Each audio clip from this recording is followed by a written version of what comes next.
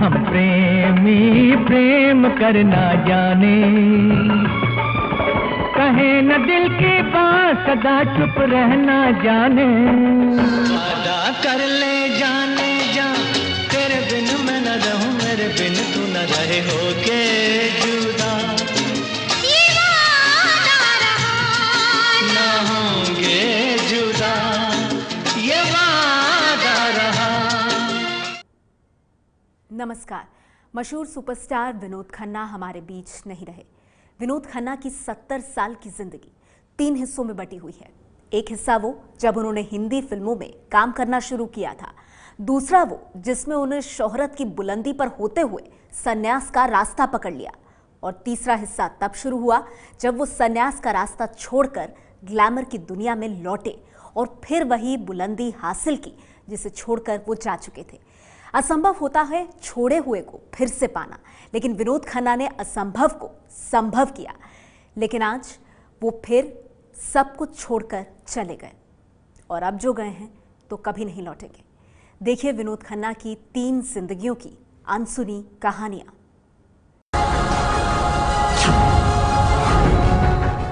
जब कोई बात बिगड़ जाए। विनोद खन्ना का जन्म 6 अक्टूबर 1946 को पाकिस्तान के पेशावर में हुआ था। उनके पिता का टेक्सटाइल, डाई और केमिकल का बिजनेस था।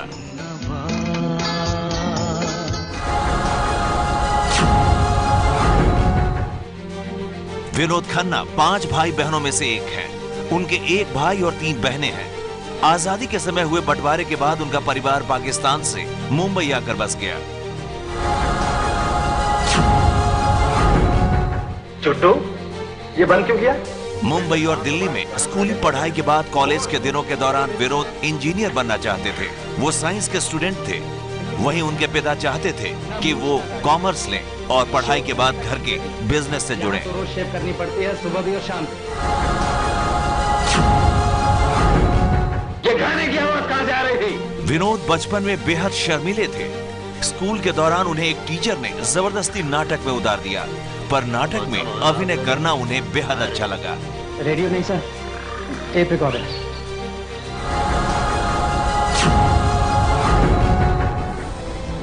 बोर्डिंग स्कूल में पढ़ाई के दौरान विनोद खन्ना ने 16वां साल और मुगले आजम जैसी फिल्में देखी, और इन फिल्मों ने उन पर गहरा असर छोड़ा।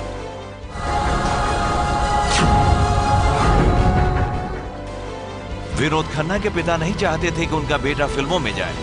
विनोद की जिद के आगे वे झुके और उन्होंने 2 साल का समय विनोद को दिया। विनोद ने इन 2 सालों में मेहनत कर फिल्म इंडस्ट्री में जगह बना ली। बोलो जी बोलो, ये राज खोलो, हम भी सुने दिल को थाम।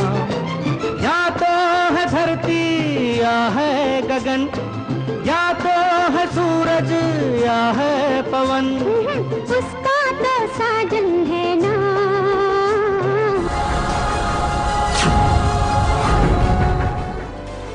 मशहूर अभिनेता सुनील दत्त की खोज थे विनोद खन्ना।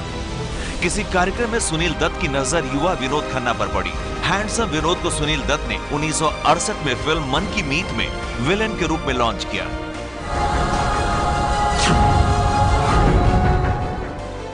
हीरो के रूप में स्थापित होने के पहले विनोद ने आन मिलो सजना, पूरब और पश्चिम, सच्चा झूठा जैसी फिल्मों में सहायक या खलनायक के रूप में काम किया।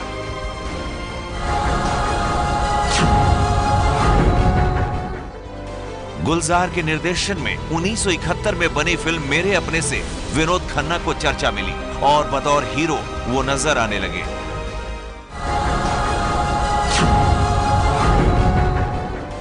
हीरो के तौर पर पहली फिल्म विनोद खन्ना ने मीना कुमारी के साथ मेरे अपने की थी। याद रख, अगर इस मोहल्ले का माल किसी दूसरे मोहल्ले में गया तो तू जेल बाद में जाएगा, पहले मैं तेरी चमड़ी उधेड़ दूंगा।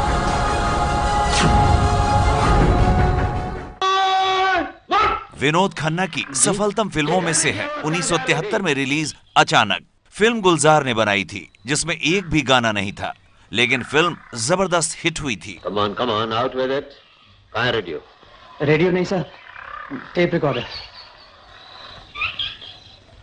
Tape recorder. हमको वहाँ बुलाना। विनोद खन्ना और अमिताभ बच्चन को एक दूसरे का प्रतिद्वंदी कहा जाता था। कहा जाता है कि विनोद खन्ना अमिताभ के स्टारडम को चुनौती दे रहे थे। आखिरी सलाम लेते जाना।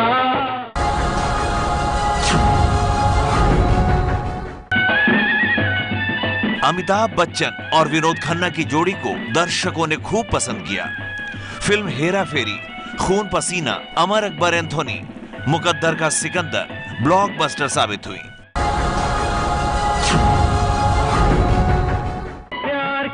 मल्टी स्टारर फिल्मों से विनोद को कभी परहेज नहीं रहा और वो उस दौर के स्टार अमिताभ बच्चन, राजेश खन्ना, सुनील दत्त जैसे स्टार के साथ फिल्में करते रहे। हम प्रेमी प्रेम करना जाने।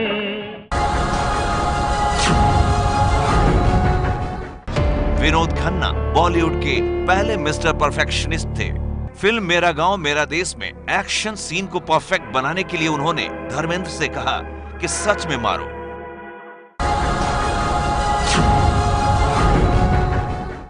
अस्सी के दशक में इमरान खान दुनिया की बहुत बड़ी हस्ती थे। गोदरेज कंपनी ने सिंथॉल साबुन के पहले विज्ञापन के लिए इमरान खान को चुना था।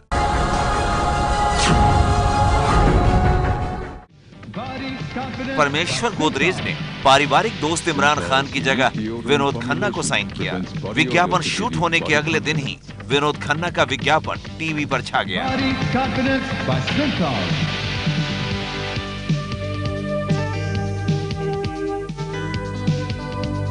Synthol, Vinod's body confidence soap. College के दिनों में विनोद खन्ना की कई गर्लफ्रेंड थीं। कॉलेज में ही गीतांजलि से उनकी मुलाकात हुई थी, जो 1971 में शादी के रिश्ते में बदली।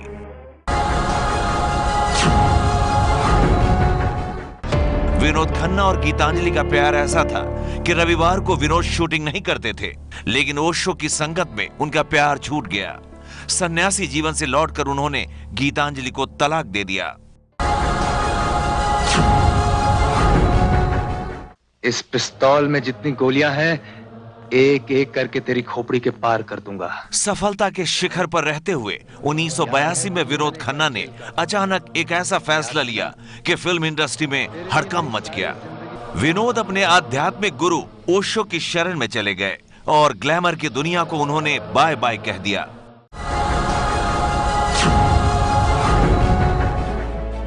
ओशो के आश्रम में इस सुपरस्टार ने बर्तन धोने और माली का काम किया।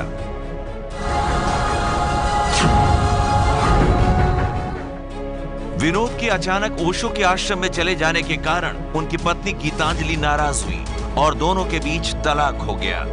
विनोद और गीतांजलि के दो बेटे अक्षय और राहुल खन्ना हैं।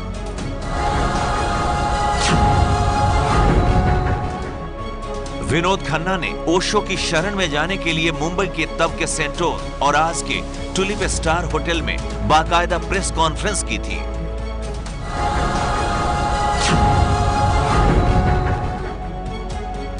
उस जमाने में प्रेस कॉन्फ्रेंस करना भी बहुत बड़ी बात होती थी।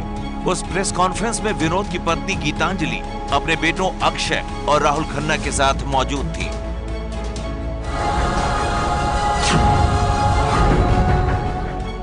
ओशो की शरण में जाने से पहले विनोद खन्ना ने इतना हिसाब किताब लगा लिया कि उनके पास पर्याप्त धन है। सन्यासी की धुन ऐसी सवार हुई कि उन्होंने अपनी मर्सिडीज कार भी बेच दी थी।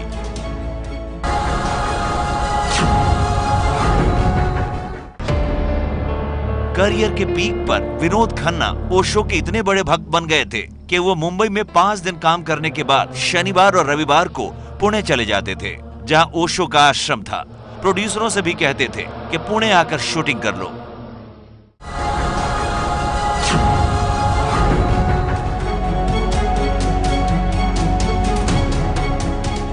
पुणे के ओशो आश्रम में विनोद खन्ना कई साल रहे।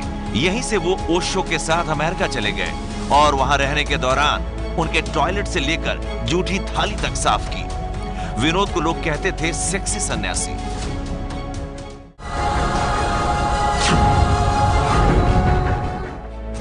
विनोद खन्ना ओशो के साथ अमेरिका के ओरेगन में कम्यून स्थापित करने के लिए गए थे।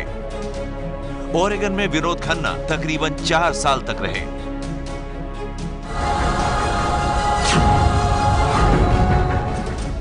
पुणे के ओशो आश्रम में उन्हें औपचारिक तौर पर 31 दिसंबर 1975 को दीक्षा दिलाई गई। ओशो आश्रम में जुड़ने से पहले विनोद खन्ना की पहचान बॉलीवुड के सबसे सफल एक्टर्स में होती थी।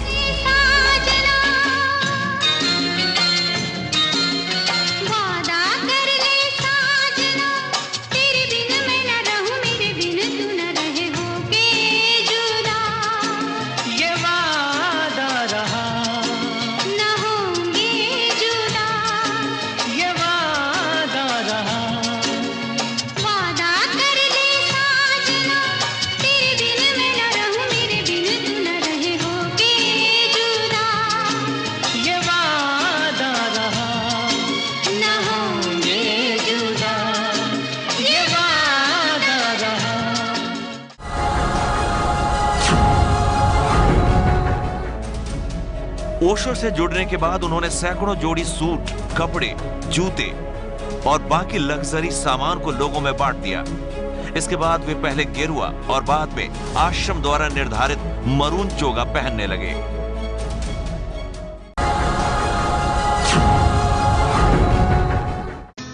फिल्मों के प्रति प्यार विनोद को फिर फिल्मों में खींच लाया और 1987 में उन्होंने इंसाफ फिल्म से वापसी की।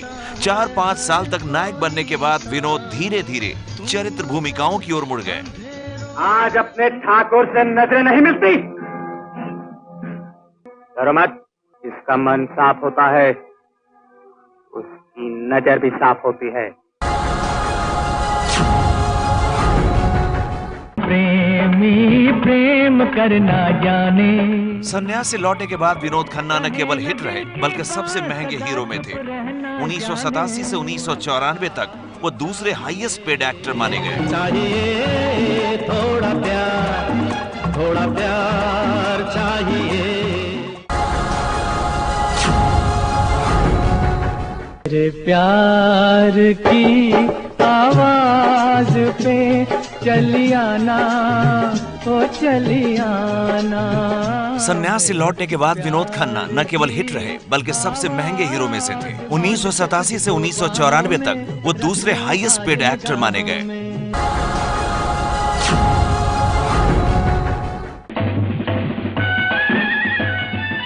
अमेरिका से लौटने के बाद 1990 में विनोद खन्ना ने कविता से शादी कर ली। कविता और विनोद का एक बेटा साक्षी और बेटी श्रद्धा है।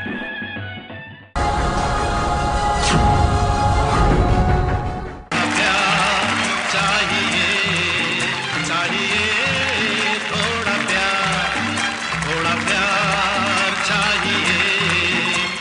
1999 में विनोद खन्ना को उनके इंडस्ट्री में योगदान के लिए film fair life time achievement award से नवाजा गया। Thank you all of you. Have a great evening.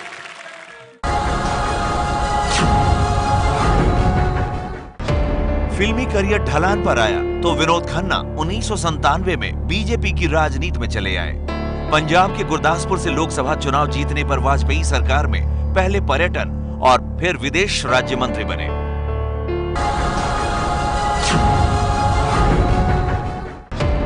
Vinod Khanna 4 बार लोकसभा चुनाव जीते, लेकिन 2009 का चुनाव हारने के बाद लगा कि राजनीतिक करियर उनका खत्म हो जाएगा। लेकिन कमबैक के माहिर विनोद खन्ना मोदी लहर में फिर 2014 का चुनाव जीत गए।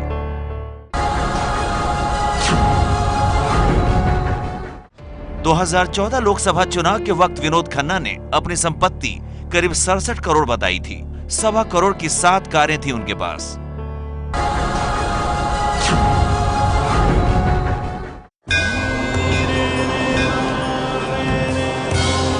विनोद खन्ना ने टीवी शो मेरे अपने के लिए भी काम किया, जो स्मृति ईरानी के प्रोडक्शन हाउस ने बनाया था।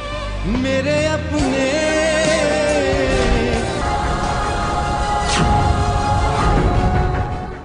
तुम हाँ तुम इधर आओ। विनोद खन्ना का करियर 2 हिस्सों में बटा है। एक 1973 से 1982 तक, यानी संन्यास से पहले तक, और दूसरा संन्यास के बाद 1987 से 1995 तक। 140 में से 101 फिल्मों में विनोद खन्ना अकेले हीरो थे।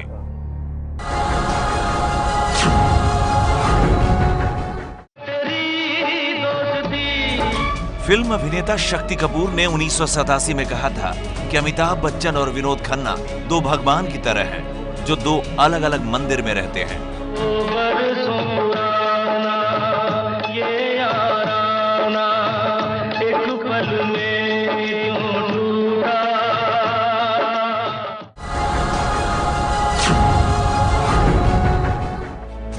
विनोद खन्ना क्रिकेट के भी शौकीन थे। ये तस्वीर 70 के दशक की है। एक चैरिटी मैच में अमिताभ और विनोद खन्ना एक साथ क्रिकेट खेलते नजर आ रहे हैं।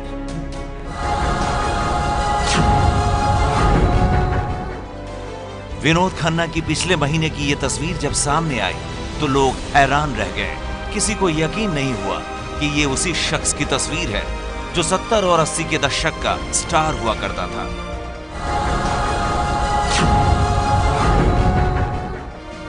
कैंसर की बीमारी ने विनोद खन्ना को पूरी तरह से बदल दिया था।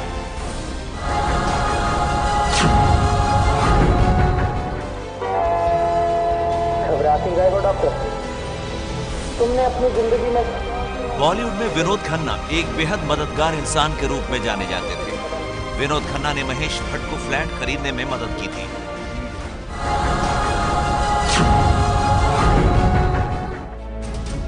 महेश भट्ट ने एक पत्रिका को इंटरव्यू में बताया था कि इस मदद से मैं शर्मिंदा महसूस न करूं, इसलिए उन्होंने मेरे भाई को इस मदद के एवज में कुछ दिनों के लिए अपना सेक्रेटरी बना लिया था।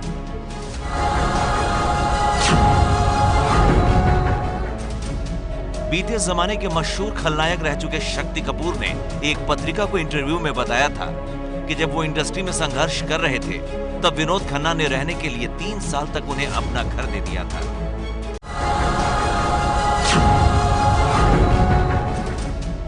फिल्म कुर्बानी में विनोद खन्ना और फिरोज खान ने साथ काम किया था। यह फिल्म अपने जमाने में काफी लोकप्रिय हुई थी। यह महज इत्तेफाक है कि ठीक 8 साल पहले आज ही के दिन 27 अप्रैल 2009 को फिरोज खान का देहांत हुआ था।